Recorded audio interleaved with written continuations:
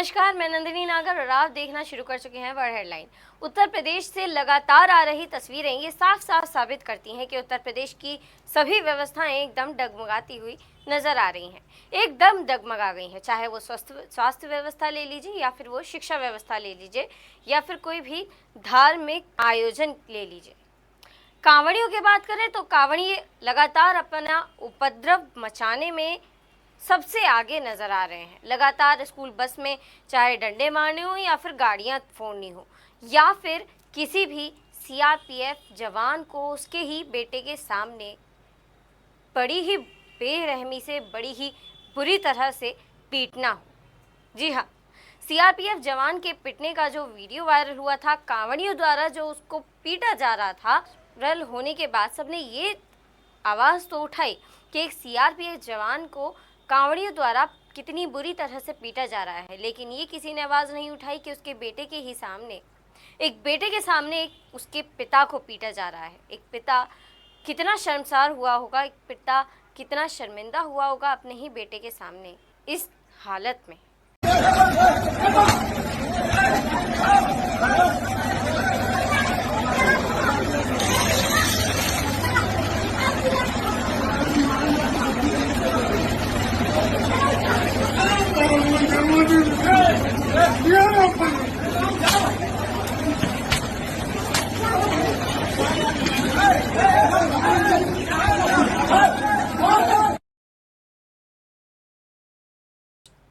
और अगर स्वास्थ्य व्यवस्था की बात ही करें तो निसंकोच स्वास्थ्य व्यवस्थाओं की तस्वीरें आपके और हमारे सामने एकदम आर पार तरीके से नजर आ रही हैं।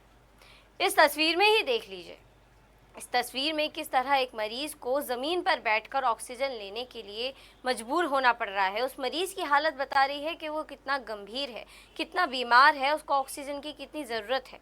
लेकिन अस्पताल में सही सुविधाएं ना होने के कारण उस मरीज को ज़मीन पर ही बैठकर ऑक्सीजन लेना पड़ रहा है, खुद से ऑक्सीजन लेना पड़ रहा है। इतनी भी व्यवस्थाएं नहीं है कि ऑक्सीजन मरीज के बेड तक पहुंचाया जाए। और अगर शिक्षा व्यवस्था की ओर आगे चलें तो शिक्षा व्यवस्था तो इतनी बढ़िया है कि जहां एक तरफ स्कूल मर्ज किए जा रहे हैं, वहीं दूसरी ओर जो स्कूल मर्ज नहीं हुए हैं या जो स्कूल खुले हुए हैं, उनमें टीचर्स आराम से बैठकर अपने सर में तेल मालिश कर रही हैं, चंपी कर रही हैं और पुराने गानों का आनंद ले रही हैं।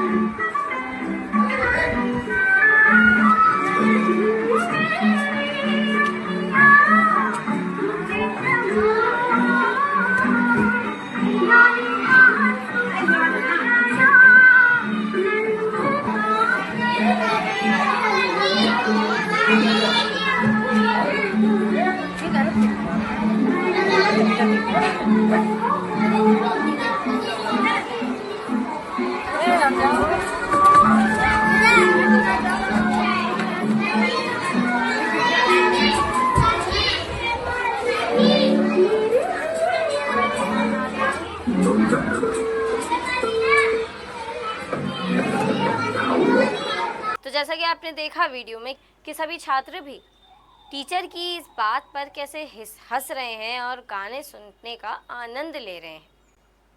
अब इन तीनों ही चीज़ों को देख के बता दीजिए, नहीं, एक और चीज़ देख लीजिए। जैसा कि आप देख पा रहे हैं कि पुलिस कर्मियों द्वारा अब तक तो केवल कांवड़ियों के पैर दबाने की तस्वीर सामने आ रही थी, कांवड़ियों के पैरों की मालिश करने की तस्वीरें सामने आ रही थी, लेकिन अब तो कांवड़ियों के पसीने तक पहुंचे जा रहे हैं। पता नहीं जब तक कांवड़िए वापस अपनी यात्रा तक आते हैं तब तक पुलिस वाले क्या क्या करते हैं और सरकार के किन किन आदेशों का पालन करते हैं। अरे हाँ, सरकार से याद आया, आज उत्तर प्रदेश के मुख्यमंत्री योगी आदित्यनाथ जी मेरठ में कांवड़ियों पर पुष्प वर्षा करने के लिए आए, जिसमें उन्होंने कांवड़ियों से अपील की कि शांति व्यवस्था बनाए रखें और कांवड़ियों से ये भी कहा, कांवड़ियों के जरिए उन सब लोगों से भी कहा जो उपद्रव फैलाना चाहते हैं, उन सबको योगी जी द्वारा चुनौती भी दी गई है। देर आए दुरुस्त आए, ये कहावत इस वक्त बिल्कुल सही बैठ रही है मुख्यमंत्री योगी आदित्यनाथ जी पर, क्योंकि जहां इतने दिनों से उत्तर प्रदेश में उपद्रव देखा जा रहा था, कांवड़ियों का हुड़दंग देखा जा रहा था, वहीं भले ही कुछ दिन बाद, कुछ समय बाद, लेकिन मुख्यमंत्री योगी आदित्यनाथ जी ने उन लोगों को ये चेतावनी तो दे ही दी जो कांवड़ियों को बदनाम करना चाह रहे हैं, जो कुछ कांवड़ियों की श्रद्धा को एकदम बर्बाद करने के लिए तमाम काम कर रहे हैं, तमाम वो काम कर रहे हैं जिससे सभी कांवड़ियों की छवि धूमिल हो रही है। सावन मास में मैं आप सभी का हृदय से अभिनंदन करता हूं। लाखों की संख्या में देश के कई राज्यों से शिव भक्त कावड़ के रूप में जल लेकर के कल से विभिन्न शिवालयों में जलाभिषेक करेंगे। बाबा ओगढ़नाथ मंदिर, पुरा महादेव मंदिर, दुग्धेश्वर नाथ मंदिर, इन सभी मंदिरों में जलाभिषेक के साथ ही सावन मास में भगवान शिव के प्रति वे सभी लोग अपनी आस्था को व्यक्त करेंगे। इस अवसर पर हरिद्वार से पावन गंगा जल लेकर के आने वाले सभी शिव भक्तों का मैं हृदय से स्वागत करता हूं। मुझे बहुत अच्छा लगा है कि बड़ी श्रद्धा भाव के साथ कावड़ लेकर के चल रहे शिव भक्त, युवा हैं, बच्चे हैं, बुजुर्ग हैं, महिलाएं हैं,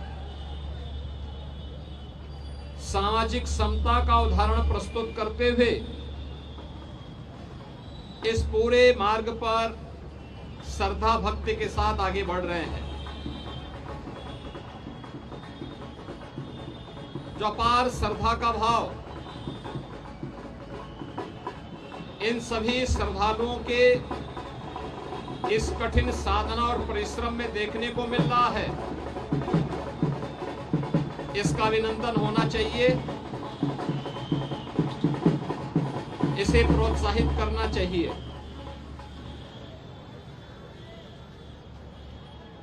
सरकार ने, स्वयंसेवी संगठनों ने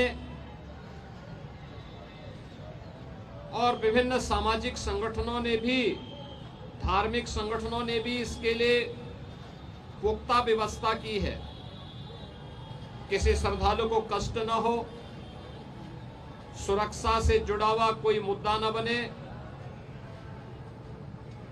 यातायात की किसी समस्या का सामना न श्रद्धालु जनों को न यात्रियों को ही करना पड़े, इसके लिए जहां पुख्ता व्यवस्था की गई है, वहीं सामाजिक और धार्मिक संगठनों के द्वारा जगह जगह पंडाल लगा करके उनके स्वागत और अभिनंदन के लिए भी पुख्ता व्यवस्था की गई है। ये सभी उनकी श्रद्धा को सम्मान देने का एक प्रयास है। हमें ध्यान में रखना होगा, जहां उत्साह और उमंग है, जहां श्रद्धा और भक्ति है, उस उत्साह और उमंग को भंग करने के लिए, इस भक्ति और श्रद्धा को बदनाम करने के लिए कुछ तत्व लगातार कुत्सित प्रयास कर रहे हैं।